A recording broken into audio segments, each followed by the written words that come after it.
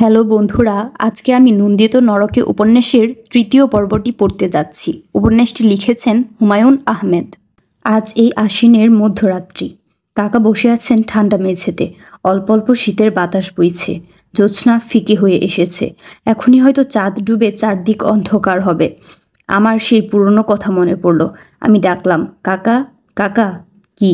অনেক রাত হয়েছে, ঘুমোতে যান। যাই। কাকা মন্থর পায়ে চলে গেলেন। আমি এসে শুয়ে পড়লাম। রাবেয়া ঘুমের মধ্যেই চেঁচালো, আম্মি আম্মি। আমার মনে পড়ল রাবেয়া একদিন হারিয়ে গিয়েছিল। চৈত্র মাস, দারুণ গরম। কলেজ থেকে এসে শুনি রাবেয়া নেই। তার যাবার জায়গা সীমিত। অল্প কয়েকটি ঘরবাড়িতে ঘুরে বেড়ায় সে। দুপুরের খাবারের আগে আসে। খেয়ে দিয়ে অল্প কিছুক্ষণের ঘুম, তারপর আবার বেরিয়ে পড়া। সেদিন সন্ধ্যা উতরেছে, রাবেয়া আসেনি। মার কান্না প্রায় বিলুপে পৌঁছেছে। মন্টু দুপুর থেকেই খুঁজছে। বাবা হতবুদ্ধি। একটি অপ্রকৃতস্থ সুন্দরী যুবতী মেয়ের হারিয়ে যাওয়াটা অনেক কারণেই বেদনাদায়ক। আমি কি করব ভেবে পাচ্ছিলাম না। তাকে কি আবার ফিরে পাওয়া যাবে? রুনু চুপচাপ শুয়ে আছে তার বিছানায়। তার দুঃখ প্রকাশের ভঙ্গিটা বড় নীরব। এলোমেলো হয়ে পড়ে থাকা রুনুর ছোট শরীরটা একটা অসহায়তারই প্রতীক। আমায় দেখে রুনু উঠে বসল। বলল, কি হবে দাদা? তার চোখের কোণে 24 ঘন্টাতেই কালি পড়েছে। আমি বললাম, পাওয়া যাবে রুনু, ভয় কি? কিন্তু ও যে ঠিকানা জানে না। কেউ যদি ওকে খুঁজে পায়, ও কি কিছু বলতে পারবে? সে কিছুতেই বলতে পারবে না। তার বড় বড় চোখে সে হয়তো অসহায়ের মতো তাকাবে। মেলায় হারিয়ে যাওয়া ছোট খুকির মতো শুধুই বলবে, আমি বাড়ি যাব, আমি বাড়ি যাব। সে বাড়ি যে কোথায় তা তার জানার নেই। রুনু আবার বলল, দাদা, ও যদি কোনো বাজে লোকের হাতে পড়ে? রুনু বুঝতে শিখেছে, মেয়েদের মানসিক প্রস্তুতি শুরু হয় ছেলেদেরও আগে। তারা তাদের কচি চোখেও পৃথিবীর নোংরামি দেখতে পায়। সেই নোংরামির বড় শিকার তারাই। তাই প্রকৃতি তাদের কাছে অন্ধকারের খবর পাঠায় অনেক আগেই। রাবেয়া ফিরে এলো রাত 8টায়, সঙ্গে মাস্টার কাকা। বুকের উপর চেপে বসা দুশ্চিন্তা নিমিষেই দূর হলো। মাস্টার কাকা বললেন, ওকে আমি স্কুলের কাছে পাই। হারিয়ে গেছে আমি জানতাম না। এসব শোনার উৎসাহ আমার ছিল না। পাওয়া গেছে এই যথেষ্ট। স্কুল ঘরের কাছে দাঁড়িয়ে দাঁড়িয়ে কাঁদছিল। মাস্টার কাকাকে দেখে দৌড়ে রাস্তা পার হলো। আর একটু হলেই গাড়ি চাপা পড়তো। এসবে এখন আর আমাদের উৎসাহ নেই। বাবা পরপর 2 দিন রোজা রাখলেন। খোকা, ও খোকা। কি? বাতি জ্বালো। কেন? আমার বাথরুম পেয়েছে। রাবেয়া মশারির ভেতর থেকে বেরিয়ে এলো। আমি বললাম, বাতি জ্বালাতে হবে না। আয়, বারান্দায় আলো আছে। না, জ্বালো। দেশলাই খুঁজে হারিকেন জ্বালালাম। দরজা খুলতেই ও ঘর থেকে মা বললেন, কে? শেষ রাতের দিকে মায়ের ঘুম খুব পাতলা হয়। আমরা মা। রাবেয়া বাথরুমে যাবে। বারান্দায় এসে রাবেয়া হাই তুলল। বড় বড় নিঃশ্বাস নিয়ে বলল, কি চনমনে গন্ধ ফুলের। না। ফুলের গন্ধ তোর ভালো লাগে রাবেয়া? না, বাজে। বাথরুমের দিকে যেতে যেতে বলল, পলা কবে আসবে খোকা? পলার সঙ্গে তার কোথায় যেন একটা যোগসূত্র আছে। মাঝে মাঝে পলার কথা জানতে চায়। কে জানে কুকুরটা যে কিসের দুঃখে বিভাগী হলো। আজ রাতেও 1 ফোঁটা ঘুম হবে না। 2 মাস পরেই পরীক্ষা। এক রাত্রি ঘুম না হলে পরপর 2 দিন পড়া হয় না। বুঝতে পারছি কোন ফাঁকে মশা ঢুকছে কয়েকটা। কেবলই গুনগুন করছে কানের কাছে। কান অথবা মুখের নরম মাংস থেকে এক ঢুক করে রক্ত না খাওয়া পর্যন্ত এ চলতেই থাকবে। পাখা করে মশা তাড়াবার ইচ্ছে হচ্ছে না। বালিশে মাথা গুজে ঘুমের জন্য প্রাণপণে আমার সমস্ত ভাবনা গুলিয়ে ফেলতে চাইলাম। হঠাৎ করে অনেকটা আলো এসে পড়ল ঘরে। শিলুদের বারান্দার 100 ওয়াটের বাল্বটা জ্বালিয়েছে কেউ। কে হতে পারে? শিলুর বাবা, না নাহার ভাবি। শিলু কিংবা তার মাও হতে পারে। শিলুর মা চমৎকার মহিলা। একবার এসেছিলেন আমাদের ঘরে। শিলুর মা, যিনি সন্ধ্যায় লনে বসে শিলুর বাবার সঙ্গে হেসে হেসে চা খান, বিকেলে প্রায়ই হারুন ভাইয়ের পার্টনার হয়ে হাঁপাতে হাঁপাতে ব্যাডমিন্টন খেলেন, যার একটি গাঢ় সবুজ শাড়ি আছে, যেটি পরলে তার বয়স 10 বৎসর কম মনে হয়। তিনি একদিন এসেছিলেন আমাদের বাসায়। সেদিন ছিল শুক্রবার। রুনুর স্কুল বন্ধ ছিল। বাবা ছিলেন অফিসে। শিলুর মা লাল বুটি দেওয়া হালকা নীল শাড়ি পরেছিলেন। সোনালি ফ্রেমের চশমায় তাকে কলেজের মেয়ে প্রফেসরের মতো দেখাচ্ছিল। আমার মা ব্যস্ত হয়ে পড়েছিলেন। কি করে যত্ন করবেন ভেবে পাচ্ছিলেন না।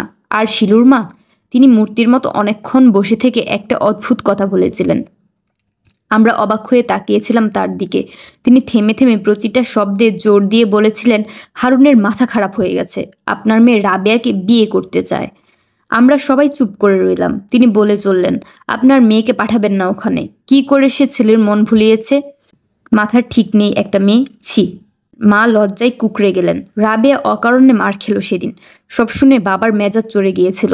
কেন সে যাবে হ্যাংলার মতো? রাগলে বাবার মাথার ঠিক থাকে না। বয়স্কা আধপাগলা একটা মেয়েকে তিনি উন্মাদের মতোই মারলেন। রাবেয়া শুধু বলছিল, আমি আর করব না। মারছো কেন? বললাম আর করব না। কি জন্য মার খাচ্ছিল তা সে নিশ্চয়ই বুঝছিল না।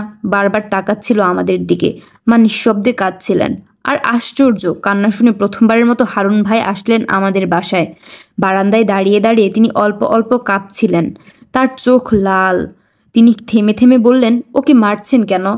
বাবা তাকালেন হারুন ভাইয়ের দিকে। আমিও ভীষণ বিরক্ত হয়েছিলাম। হঠাৎ তার আমাদের এখানে আসা আমাদের ঠাট্টা করার মতোই মনে হলো।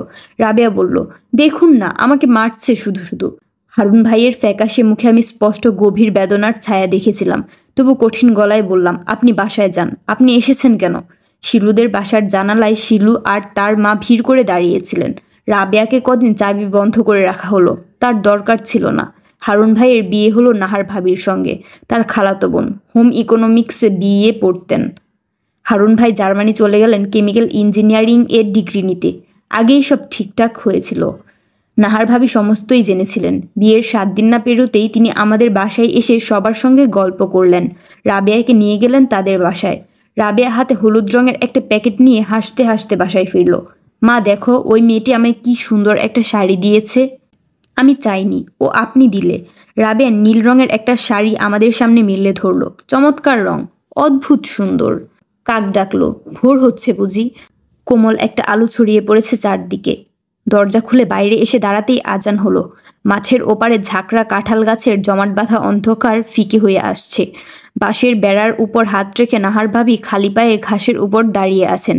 খুব সকালে ঘুম ভাঙে তো তার। আমার দিকে তাকিয়ে হাসলেন অল্প। বললেন, আজ খুব ভোরে উঠেছেন? আমি চুপ করে রইলাম। হাবাচোক মাথা নাড়লাম একটু। নাহার ভাবি বললেন, রাতে আপনার গান বাজিয়েছিলাম, শুনেছেন? জি, শুনেছি। রুনুর পছন্দ করা গান। সেই সাজিয়ে দিয়েছিল। রুনু ঘুমোচ্ছে এখনো? জি। ডেকে দিন একটু, খালি পায়ে বেড়াবে শিশির উপর, চোখ ভালো থাকে। রুনুর রাবেয়ার গলা জড়িয়ে অকাতরে ঘুমোচ্ছে। আমি ডাকলাম, রুনু, রুনু। কদিন ধরেই দেখছি মা কেমন যেন বিমর্ষ। বড় ধরনের কোনো রোগ সারবার পর যেমন সমস্ত শরীরে ক্লান্তির ছায়া পড়ে, তেমনি। বয়স হয়েছে, ভাঙা চাকার সংসার টেনে নিতে অমানসিক পরিশ্রম করেছেন। দেহ মন শ্রান্ত তো হবেই। তবু তার এমন অসহায় ভাবটা আমার ভালো লাগে না। খুব শিগগিরই হয়তো আমি একটা ভালো চাকরি পাবো। আমি সবাইকে পরিপূর্ণ সুখী করতে চাই। মাকে নিয়ে একবার সীতাকুণ্ড বেড়াতে যাব। কলেজে যখন পড়ি তখন বন্ধুকে নিয়ে একবার গিয়েছিলাম। এত সুন্দর, এত আশ্চর্য।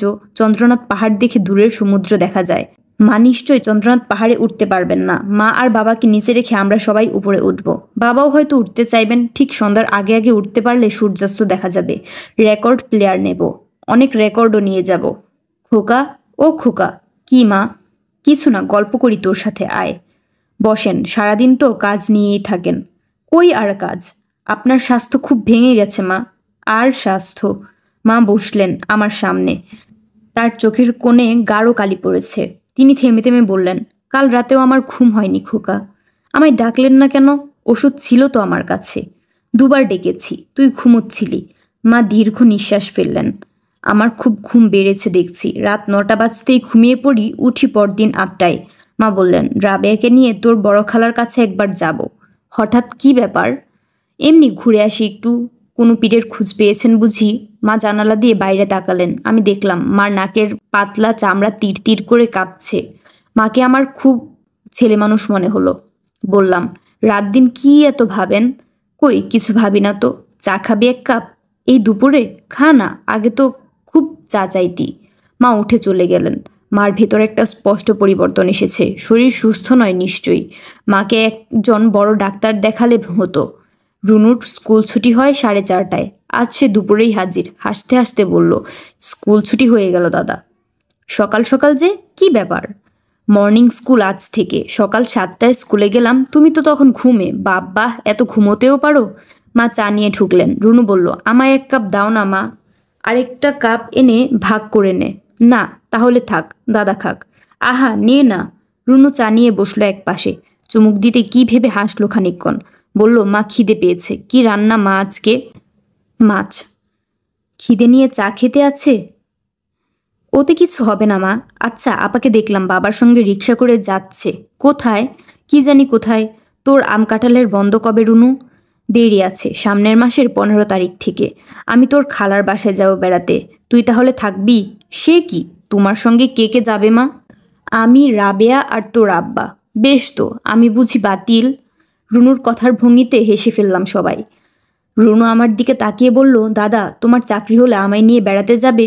নিশ্চয়ই। আমি কিন্তু কক্সবাজার যাব, শিলুরা গিয়েছিল গতবার। বেশ তো। আর যেদিন প্রথম বেতন পাবে সেদিন? সেদিন কি রুনু? সেদিন আমাকে 10 টাকা দিতে হবে, দেবে তো? হ্যাঁ, কি করবি? এখন বলবো না। রুনু লম্বা হয়েছে একটু, চোখের তারাও যেন মনে হয় আরো গভীর কালো, চাঞ্চল্যও এসেছে একটু।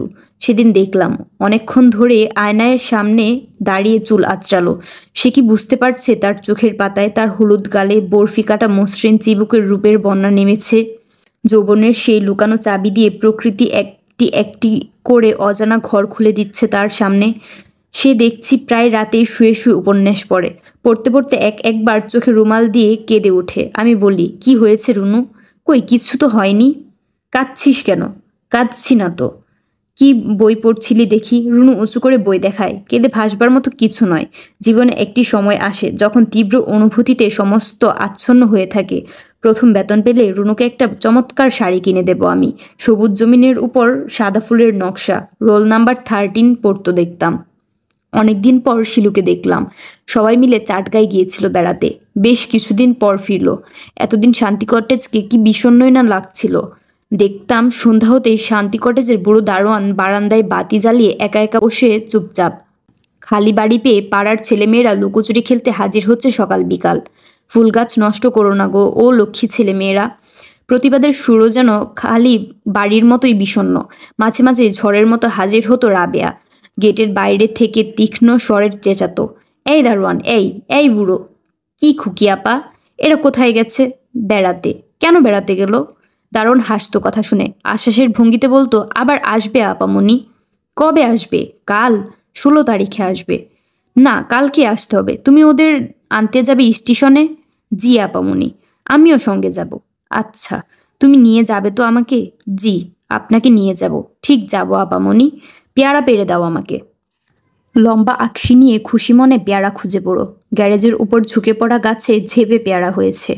খালি বাড়িটার দিকে তাকিয়ে আমিও রাবেয়ার মতো আগ্রহ নিয়ে অপেক্ষা করছিলাম। কবে আসবে শিলু, যাকে আমি করুণা বলে নিজের মনেই ডাকি? করুণা ছবির মতো দাঁড়িয়ে থাকবে বাগানে, নিজের খেয়ালে গান গেয়ে উঠবে আচমকা। আমাদের বাসার দিকে তাকিয়ে নরম গলায় ডাকবে, রুনু, রুনু বাসায় আছো? এর জন্য আমি অপেক্ষা করছিলাম। ভালোবাসা সম্বন্ধে আমার কোনো ধারণা নেই, কিন্তু আমি বুকের ভেতর গোপন ভালোবাসা পুষেছি। কতদিন পর দেখলাম শিলুকে। গাড়ি থেকে নামতেই আমার সঙ্গে দেখা।